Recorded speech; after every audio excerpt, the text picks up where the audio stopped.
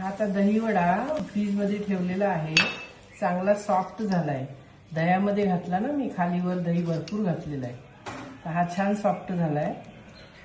आता ह्याच्यामध्ये वरती थोडं दही घालायचं भरपूर. आपण हे टेस्टी आंबट गोड दही आणि त्याच्यात धने पावडर असल्यामुळे छान फ्लेवर आहे त्याला. त्याच्यानंतर ही थोडीशी लाल चटणी घालायची, म्हणजे अशी जरा जास्त थेंब घालायची अशा. असे 1 चमच्यामध्ये 3 वडे येतील असं आपण घालायचं. आता ही थोडी ग्रीन चटणी म्हणजे पुदिन्याची चटणी आहे.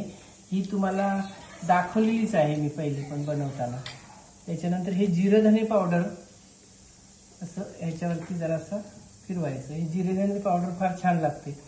आणि हे थोडंसं लाल तिखट. हे तिखट जास्त नाही आहे, काश्मीरी मिरची आहे, त्यामुळे फक्त सुंदर दिसण्यासाठी किंवा फ्लेवर थोडासा तिखट येण्यासाठीच आहे हे. या रेसिपीची लिंक कमेंट सेक्शन मध्ये फुल दिलेली आहे.